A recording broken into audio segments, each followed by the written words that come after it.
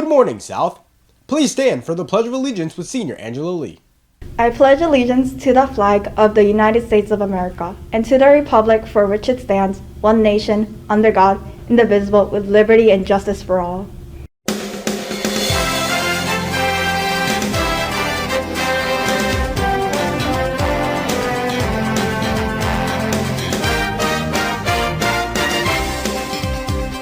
We'll hear more from Angela later in the show.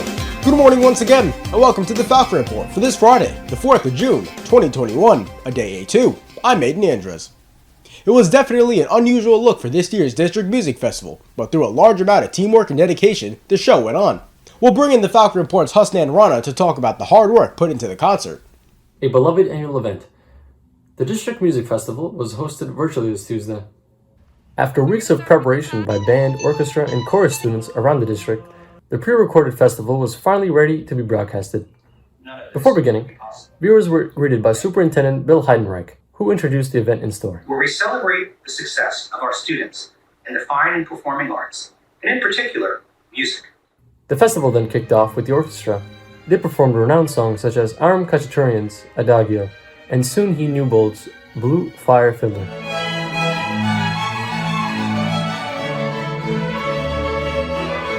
Then, the chorus students gave a warm welcome with George Harrison's Here Comes the Sun.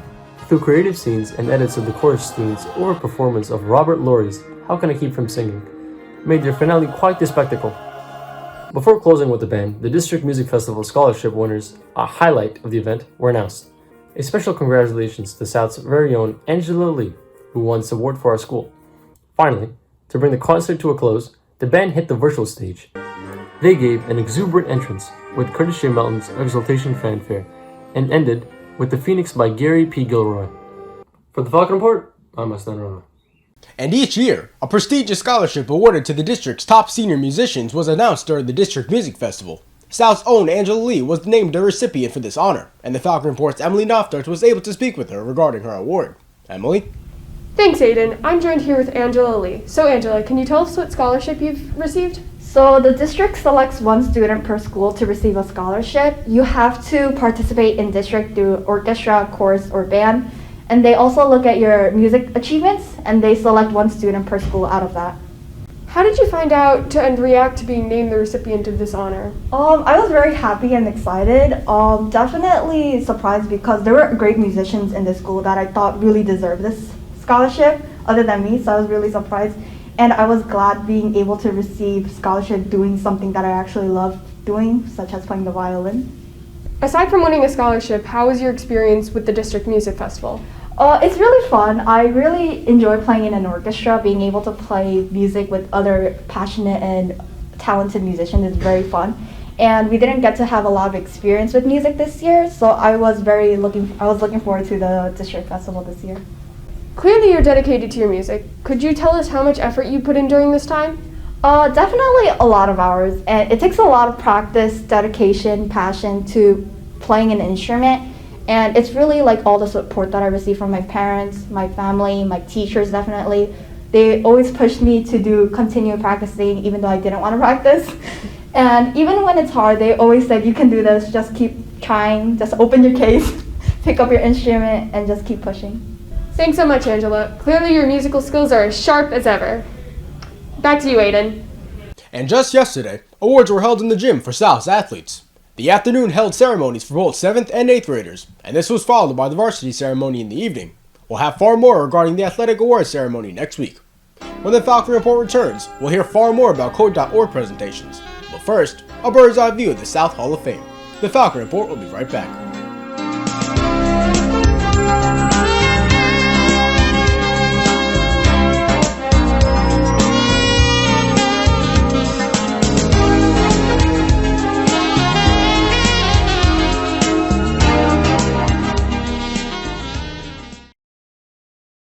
This is Josh. Josh was once an ordinary member of the class of 2021. Josh was just like you and I, partaking in the ordinary joys of life. However, he committed the greatest sin known to senior class.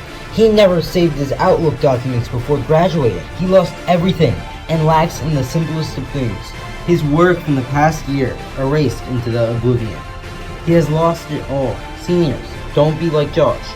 Make sure to save your Outlook documents before graduating. The Equality Correlation Project is dedicated to promoting cultural and political awareness among South High. Working hand in hand with students and faculty, the Equality Correlation Project seeks to address pertinent issues and community matters to uplift and inspire all who are involved. The club will be participating in a wide variety of empowering events during the 2021 to 2022 school year, including fundraising and volunteer opportunities, slam poetry, movie get-togethers, and guest speaking experiences.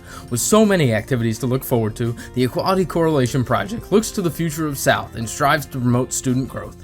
Please contact Terrell Cullum for more information and ways that you can participate. Serving as an intro to computer science, Code.org was enabled, a special tool used by the 7th grade science research classes. We'll bring in the Falcon Report's Ethan Ruano to tell us how the 7th graders program their way to success. Ethan? Examining the ins and outs of topics relating to computer science, students in Mr. Eric Blaney's science research class recently had the opportunity to take on a course from Code.org. Throughout this riveting course, students learned all about coding and creating fun and interesting activities for themselves and the class to enjoy. At the end of their coding journey, an end-of-course project was introduced. Students had 4 different activities to fill with their new coding experience: a dance party, a sprite lab, artistry, and Frozen. Under the dance party activity, a wide selection of fun songs, along with unique animals, backgrounds, and colors, were used in order to create an exhilarating and colorful dance experience. For tasks that fell under the Artist and Frozen category, creativity was widespread among students as distinct patterns, shapes, such as spirals and snowflakes, were created. Finally, the Sprite Lab offered something remarkable. Among other intriguing options, the Sprite Lab acted as a basis for creating fun and engaging games, in which points systems were used and created. I changed basically the brightness and I set the background effects to light and fireworks.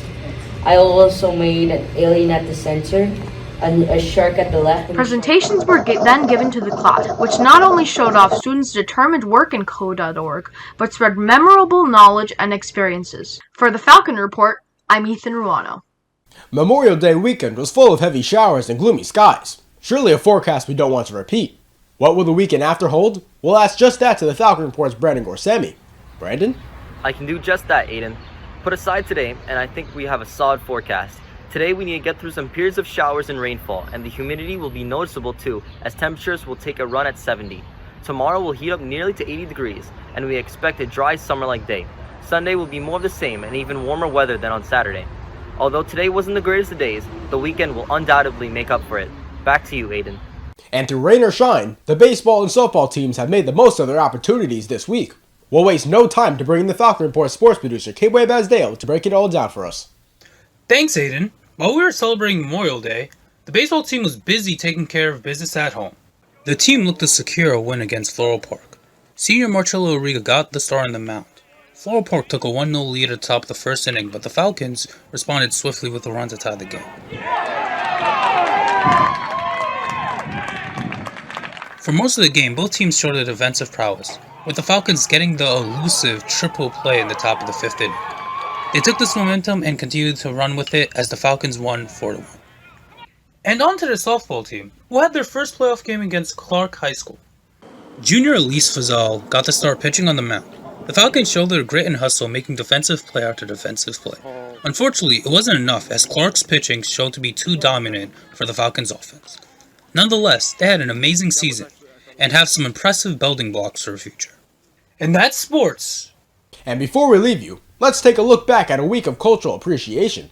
In an event directed by the Cultural Society, 5-minute videos were presented to first period classes, discussing an array of cultures from around the world.